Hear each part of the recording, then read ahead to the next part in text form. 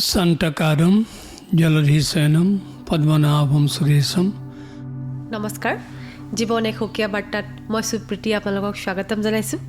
আজি আমি আমাৰ অনুষ্ঠানৰ অতিথি হিচাপে আমি নিমন্ত্ৰণ কৰি আনিছোঁ অসমৰ কলা সংস্কৃতিৰ লগত জড়িত এজন আদৰণীয় সাধক। তেখেত মাজুলীৰ এক জ্বলন্ত নাম হয়। আপোনালোকে থাম্বনেইলটো চাই চাগে গম পাইছে। তেখেত শ্ৰী শ্ৰী আউনীআটী সত্ৰৰ সত্ৰাধিকাৰী ডক্টৰ পীতাম্বৰ দেৱগোস্বামী।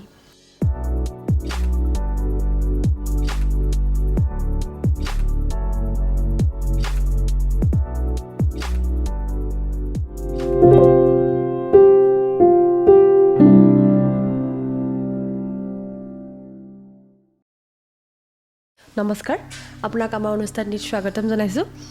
আৰু যিহেতু দৰ্শকসকলে চাই আছে, আমি আজি অনুষ্ঠানটি আৰম্ভণিতে আপোনাৰ মুখেৰে এটা সংস্কৃতৰ শ্লোক শুনিবলৈ বিচাৰিছিলোঁ। Santakaram Jaladhisenam Padmanabham Suresam Lakshmikantam Kamalanoyanam Jogivir Dhyanagammam Bande Vishnuhoyaharam Sarvalukoikanatham Sarvalukoikanatham Sarvalukoikanatham.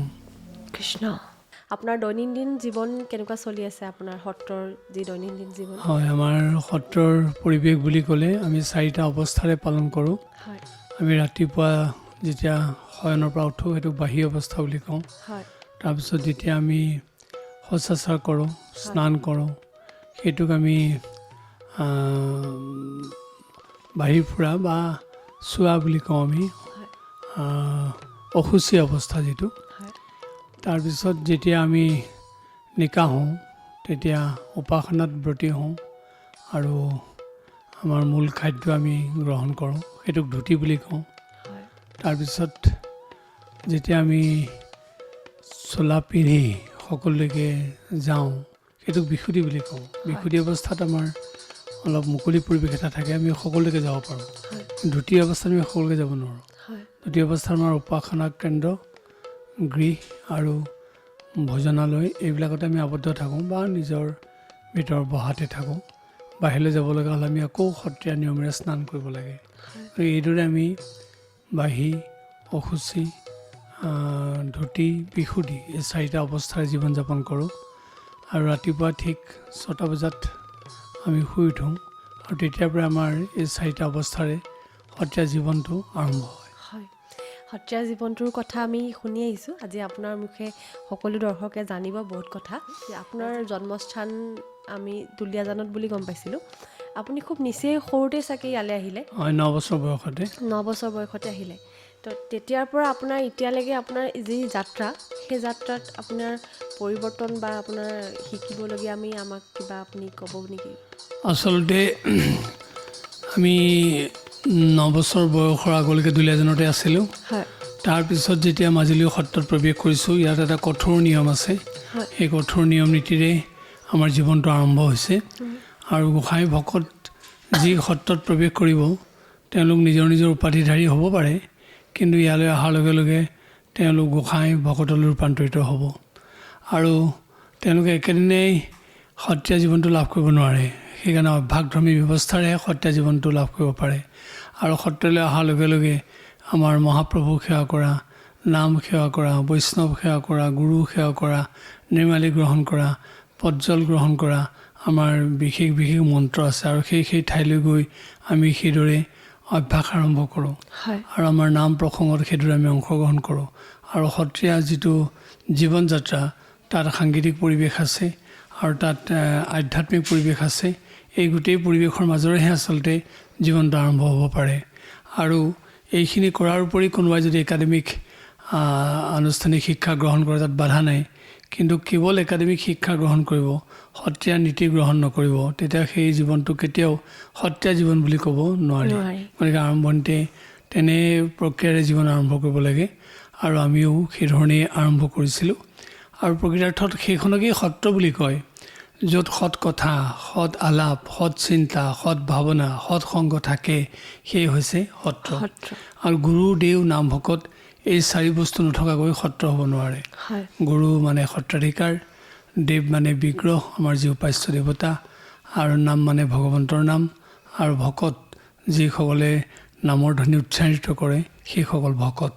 এই গুৰুদেও নাম ভকত এই চাৰি বস্তু তথা চাৰি সম্পদৰ জৰিয়তে এখন সত্ৰৰ পৰিচয় দিব পাৰি। যিহেতু সত্ৰীয়া নৃত্যবোৰ নামঘৰৰ পৰাই আৰম্ভ হৈছে, নামঘৰৰ পৰা হয় এতিয়া আধুনিক মঞ্চ পাইছেগৈ, তো তেনেকুৱা ধৰণৰ আজিকালি আৰু যিটো আগবাঢ়িবৰ কাৰণে আমাৰ কীৰ্তন হওক, ঘোষা হওক বা নাটক হওক, ভাওনা হওক, এইবিলাকৰ কাৰণে আপোনালোকৰ কি মানে ষ্টেপ হয়, প্ৰকৃতাৰ্থত যি আমাৰ সত্ৰীয়া নৃত্য আছে হয় সেই নৃত্য আচলতে আমাৰ ভগৱন্তক আৰাধনা কৰিবৰ কাৰণেহে সৃজন হৈছে।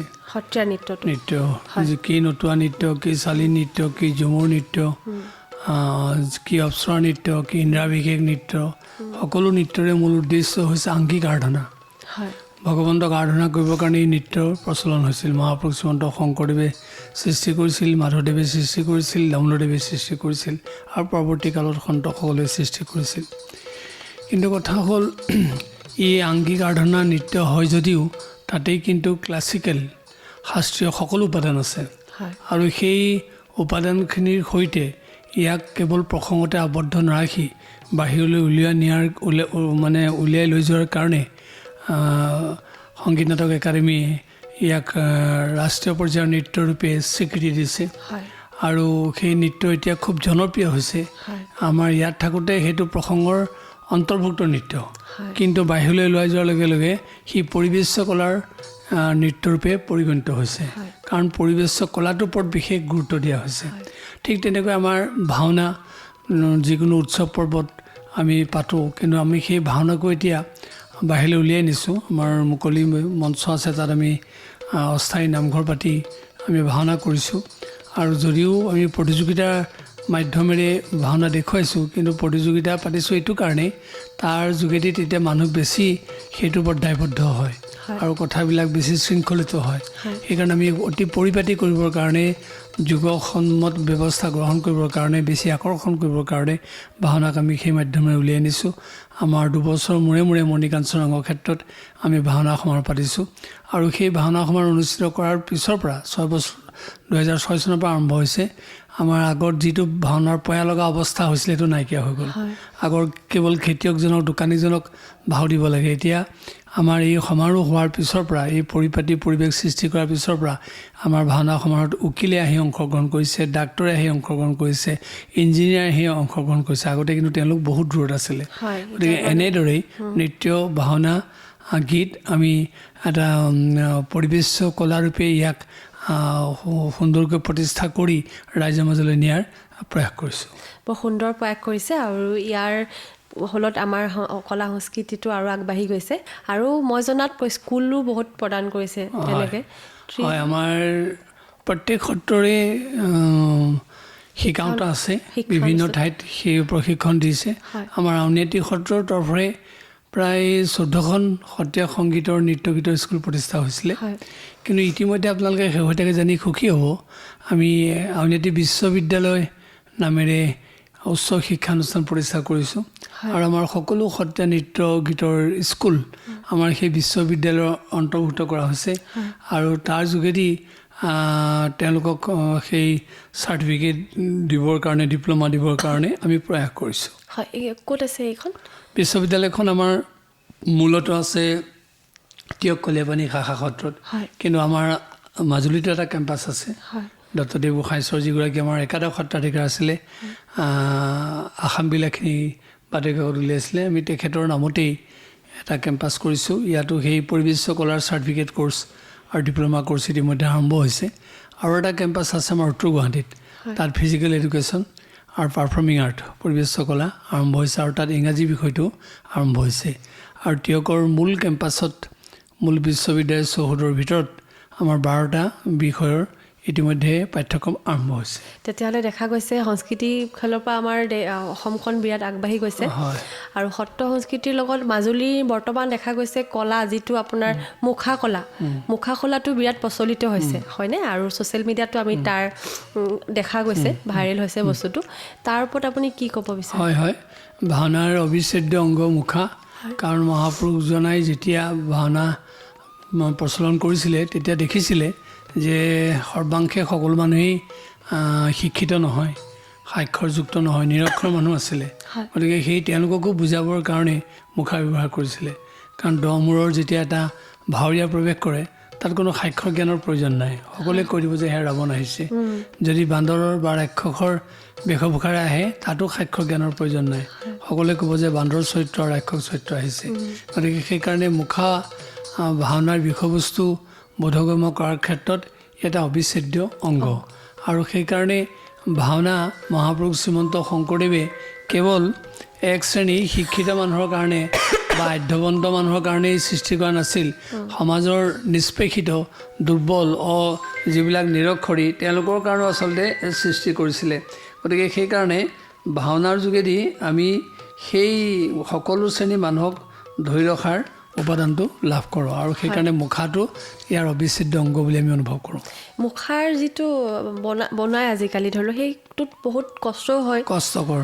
আৰু তাততো ধৰি লওক মানে যিটো ইনকাম হৈছে সেইটো চাগে বহুত কষ্টৰ ফলত হয়, কম হয়। কষ্টৰ ফলত শিল্পীসকলে পায়। হয়। মুখাৰো বহুত ভাগ আছে, বৰ মুখা, মুখ মুখা। অকণমান বহলকৈ কওক যাতে অকণমান আমাক দৰ্শকসকলেও গম হয় পায়। হয়, বৰ মুখা বুলি ক'লে অনন্ত নাগৰ কথা আহে।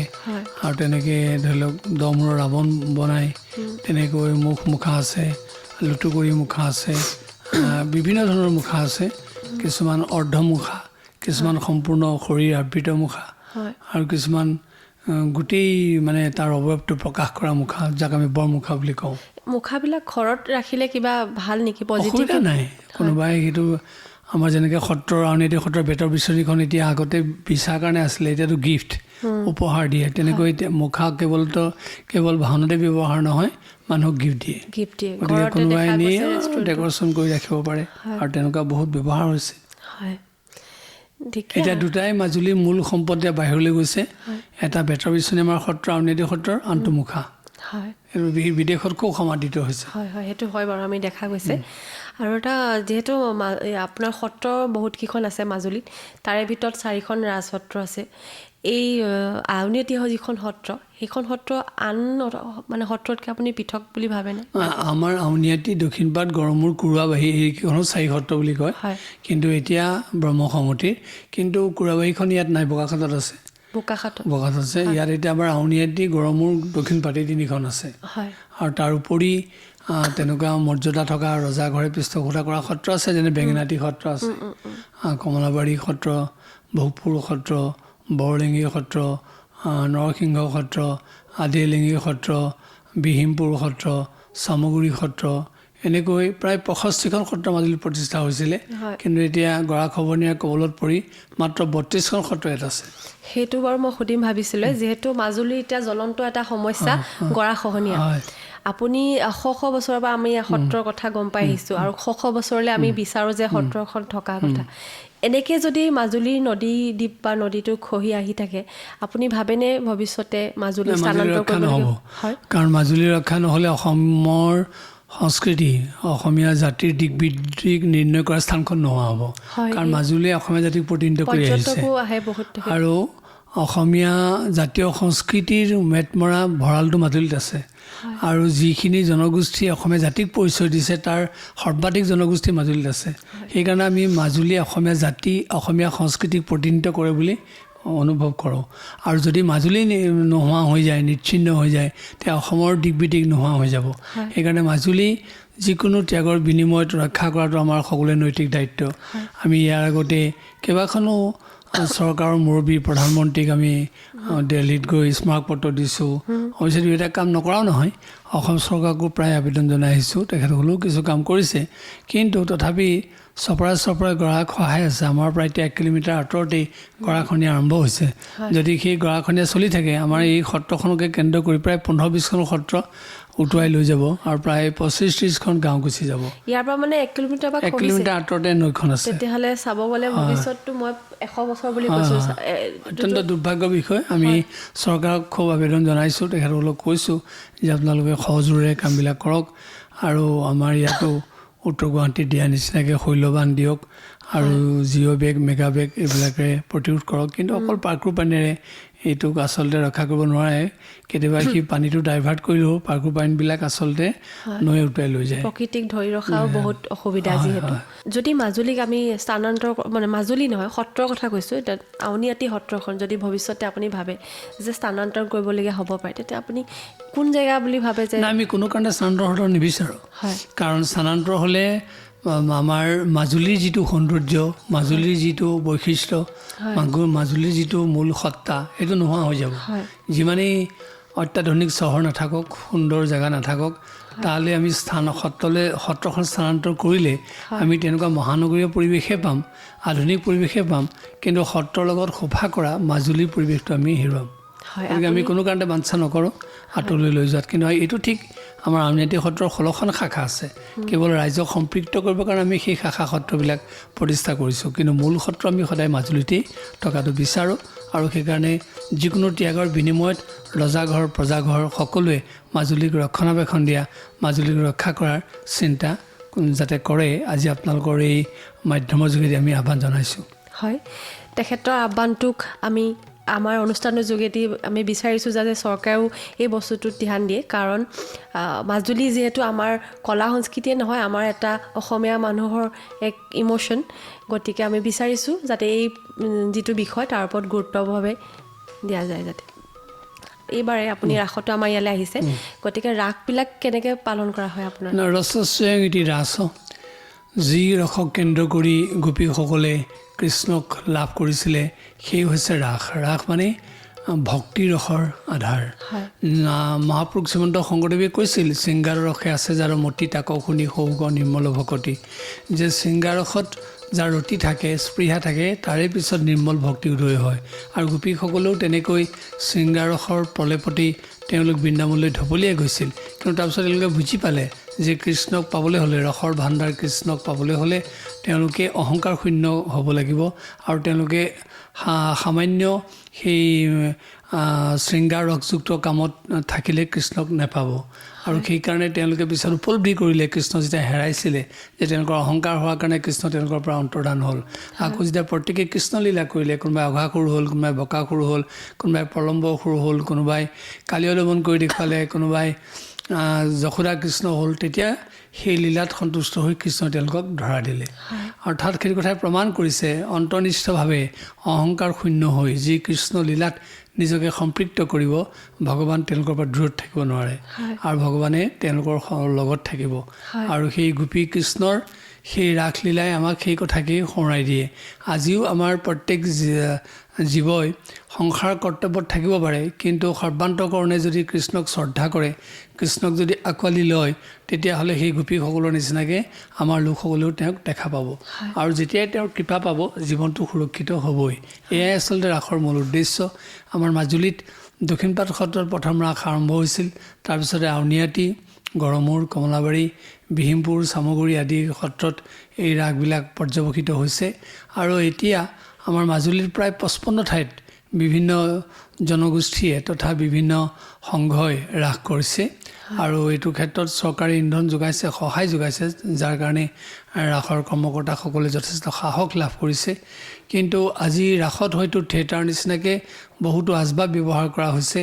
কলা কৌশল প্ৰয়োগ কৰা হৈছে কিন্তু আমি যদি কেৱল আধুনিক আচবাবতে গুৰুত্ব দিওঁ অকল লাইটিং বা অনুবাদ যন্ত্ৰৰ ওপৰতে গুৰুত্ব দিওঁ ৰাসৰ মূল ঐতিহ্যটোৰ পৰা যদি আঁতৰি আহোঁ তেতিয়াহ'লে ৰাসৰ যিটো মূল তত্ত্ব সেইটো হেৰাই যাব কিন্তু আমাৰ আউনীআটী সত্ৰত যদিও আমি অনুবাদ যন্ত্ৰ ব্যৱহাৰ কৰিছোঁ পোহৰৰ ব্যৱস্থা কৰিছোঁ আধুনিক ভাৱেৰে কিন্তু আমাৰ মূল ৰাসৰ পৰা আমি আঁতৰি অহা নাই গোলোকত কেনেকৈ ৰাস হৈছিল সেই গোলোকৰ ৰাস কেনেকৈ মৰ্তলৈ নামি আহিলে আমি সেইটোকে আধাৰ কৰি আমাৰ ইয়াত কেৱল আমি মহাৰসৰ ওপৰতহে গুৰুত্ব দিওঁ আৰু সকলোৰে প্ৰতি আমি সেইটো আহ্বান যে ৰাস হৈছিল পূৰ্ণিমাৰ ৰাত্ৰিত গতিকে পূৰ্ণিমাৰ ৰাত্ৰিত হোৱা কাৰ্যটোৰ ওপৰতহে বিশেষ গুৰুত্ব দিয়াটো উচিত হয় আৰু ভক্তি ৰসৰ যি এই তাল এই ভক্তি ৰসটো নৱপ্ৰজন্মৰ মাজত কেনেকৈ জগাই তুলিব বুলি ভাবে আচলতে ভজ ধাতুৰ লগত ৩ প্ৰত্যয় যোগ হৈ ভক্তি হৈছে আমি তেওঁলোকক বুজাব লাগিব যে চকুৰে আমি যিকোনো বস্তু দৰ্শন কৰিছোঁ এটা বিশেষ কামত যেতিয়া আমি চকুটোক নিয়োগ কৰিম সেইটো ভক্তি হ'ব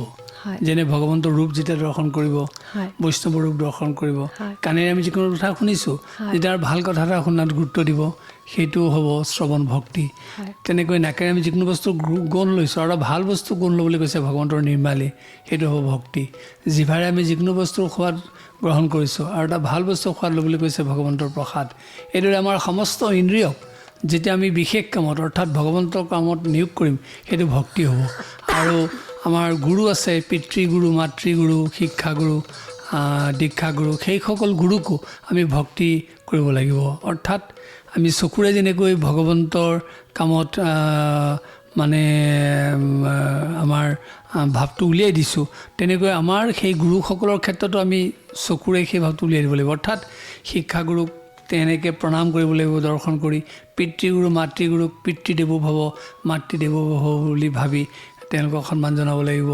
তেনেকৈ আচাৰ্যদেৱো ভৱ শিক্ষকসকলক আগতেই কৈছোঁ তেখেতসকলকো তেনেকৈ দৰ্শন কৰি দেৱতাক জ্ঞান কৰি সন্মান জনাব লাগিব তেনেকৈ তেওঁলোকৰ কথা শুনি আমি তেওঁলোকক ভক্তি কৰিব লাগিব আমাৰ কাণকেইখন তাৰমানে আমি কথা শুনাৰ পিছত আমি তাৰ মানে যিটো গ্ৰহণযোগ্যতা সেইটো প্ৰতিপন্ন কৰিব পাৰোঁ ঠিক তেনেকৈ আমাৰ প্ৰত্যেকটো ইন্দ্ৰিয় আমি যেনেকৈ কৈছোঁ ভগৱন্তৰ কামত আমি নিয়োগ কৰিম তেনেকৈ আমাৰ গুৰুসকলৰ ক্ষেত্ৰত জ্যেষ্ঠজনৰ ক্ষেত্ৰত যদি আমি নিয়োগ কৰোঁ সেইটো ভক্তি হ'ব অৰ্থাৎ ঐকান্তিক যিটো নিষ্ঠা সেইটোৱে হৈছে প্ৰেম আৰু সেই প্ৰেম এদিন ভক্তিলৈ ৰূপান্তৰিত হয় হয় কিন্তু প্ৰেম আৰু কামৰ মাজত পাৰ্থক্য আছে যে আত্মেন্দ্ৰিয় প্ৰীতি ইচ্ছা তাকে কহে কাম কৃষ্ণেন্দ্ৰিয় প্ৰীতি ইচ্ছা ধৰে প্ৰেম নাম নিজৰ আত্মইন্দ্ৰিয় চৰিতাৰ্থৰ কাৰণে আমি যিমানবিলাক কাৰ্যত ব্ৰতী হওঁ এইবোৰ সকলো কাম কেৱল কৃষ্ণৰ ইন্দ্ৰিয়ৰ কাৰণে ভগৱন্তৰ কাৰণে আমি যি কাম কৰোঁ সেইবিলাক প্ৰেম হয় এই প্ৰেমতে আহি বহুত মানুহ ইয়াতে আহি শৰণ লয় বুলি মই শুনিছোঁ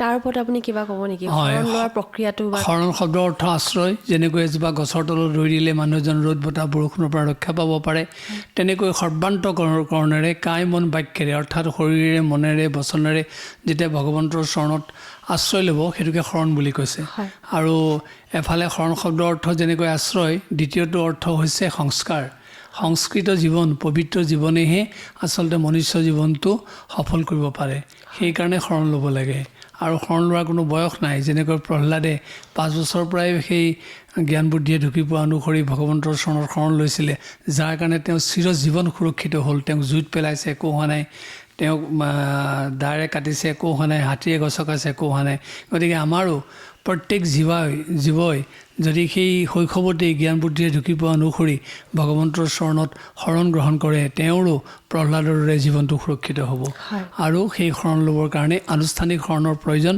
আমাৰ সত্ৰত গুৰুৰ যোগেদি সেই শৰণ লোৱা পৰম্পৰা আছে সেইটোৰ বাবে কিবা ত্যাগ কৰিব লাগে নি একো ত্যাগ কৰিব নালাগে এইটো মানুহৰ ভুল বুজাবুজি আছে কোনোবাই কয় মাছ মাংস খাব নালাগে আমাৰ অসমৰ জলবায়ুৰ লগত মাছ মাংস খোৱাৰ প্ৰথা আছে আমাৰ শৰণত কেতিয়াও বাধা কৰা নহয় তুমি মাছ মাংস নাখাবা বুলি তুমি ক'ৰবাত বাহিৰত নাখাবা আমুকক নুচুবা এনেকুৱা কোনো ধৰা বন্ধা কথা নাই মাত্ৰ শৰণৰ যোগেদি আমি তেওঁক মূল্যবোধৰ শিক্ষা দিওঁ আধ্যাত্মিকতাৰ শিক্ষা দিওঁ নীতি কথাৰ শিক্ষা দিওঁ আৰু তেওঁক সামাজিক শিক্ষা দিওঁ যিখিনি কথাৰ যোগেদি তেওঁৰ জীৱনটো পৰিশীলিত কৰিব পাৰে গতিকে ইয়াত ধৰা বন্ধা কথা নাই এইটো ভয় খোৱা কথা নাই হয় এইটো বহুত মানে ডাঙৰ কথা আমি শিকিব পালোঁ কাৰণ আমাৰ মাজত এইটো এটা ভুল ধাৰণা আছে যে শৰণ লোৱা মানে আমি চব ত্যাগ দিম নাই নাই একো কৰিব নালাগে গতিকে আমাৰ হিন্দু ধৰ্ম বা আপোনাৰ বৈষ্ণৱ ধৰ্ম আমাৰ সকলো ধৰ্মতে এই ধৰ্ম যিটো জ্ঞান ধৰ্ম জ্ঞানটো ক'ৰবাত নহয় ক'ৰবাত মানে ভুলকৈ পাই আছোঁ বুলি ভাবিছোঁ নাই আচলতে সেইটোৱে ধৰ্ম যিটো ধৰ্মত ৰিলেক্স আছে শিথিলতা আছে যিটো ধৰ্মত